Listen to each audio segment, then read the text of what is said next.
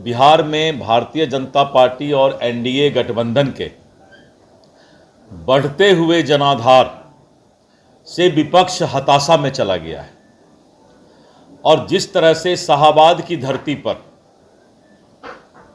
आज तक का पूरे देश में सबसे बड़ा ऐतिहासिक जनसभा और रैली हुआ, विपक्ष एकदम खिसियाई बिल्ली खंभा नोचे के तरह जो है मानसिक रूप से एकदम बेचैन हो गई है। लेकिन बेचैनी अभी और बढ़ेगा।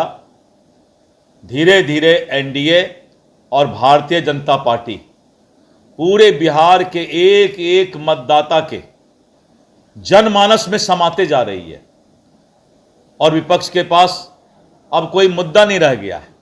बैठकर अखबार देखना, टीवी देखना, कहाँ चूहा मरा, कहाँ चींटी मरा, कहाँ इंसान को क्या हुआ, और इस तरह करके मुद्दा भी टीवी से और अखबार से ही विपक्ष खोजता है।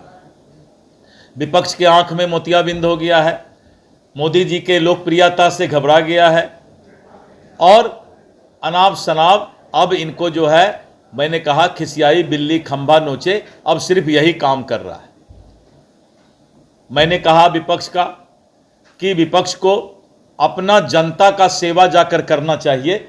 बीजेपी और एनडीए क्या कर रही है इस पर दिमाग लगाने से अच्छा है जनता की जाकर सेवा करें, क्योंकि कुछ ना कुछ गलती किए होंगे तभी भुगत रहे हैं, नहीं तो आज वो सत्ता में होते।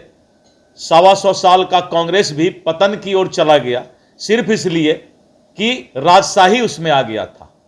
तो इसलिए विपक्ष को मैं सलाह दूंगा कि अखबार और टीवी से आप अपराध और मुद्दे मत ढूंढा करें, आप जाकर समाज का सेवा कीजिए और जो राक्षस और जो संस्कार आपने अपराध का पैदा किया इतने लंबे दिनों में, जो एनडीए का गला का घेग बनने का प्रयास कर रहा है, उसका भी पहचान कर रहे हैं कि कौन लोग ऐसे समाज में हैं जो अपराध को बढ़ावा देने में प्रश्रय देने का काम कर रहे हैं। हाजीपुर की जो घटना है, एक भीड़ ने एक दरोगा को जो है पीटा है, इसको लेकर क्या कहिए?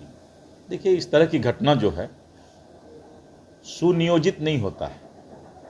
ये सब घटना जो है किसी न किसी माहौल के अंदर होता है, तो ये जांच का विषय होगा। राहुल गांधी बिहार आएंगे और नीतीश कुमार जी के राहुल गांधी अगर बिहार आएंगे तो इससे बीजेपी को क्या मतलब है? वाजिब है, वो भी एक पार्टी चलाते हैं, तो नहीं आएंगे तो क्या घर में सो करके जिंदगी काटेंगे क्या? राहुल जी को तो हर वक्त आना चाहिए।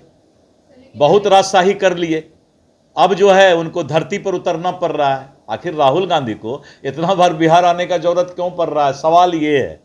सवाल ये नहीं है कि राहुल गांधी आ रहे हैं, सवाल ये है कि उसको इतना ज़्यादा अब एसी से निकलने की जरूरत क्यों पड़ रही है? बेचारे को इतना आराम से रहने वाला आदमी, और उसको आप लोग धूप में उतार देते हैं। अब जिसको आंख में मोतियाबिंद है, जिसको आंख में मोतियाबिंद है या जो अंधा हो गया है, उसी को ये सब सवाल आएगा सामने में विपक्ष को कि नरेंद्र मोदी जी देश को क्या दे रहे हैं।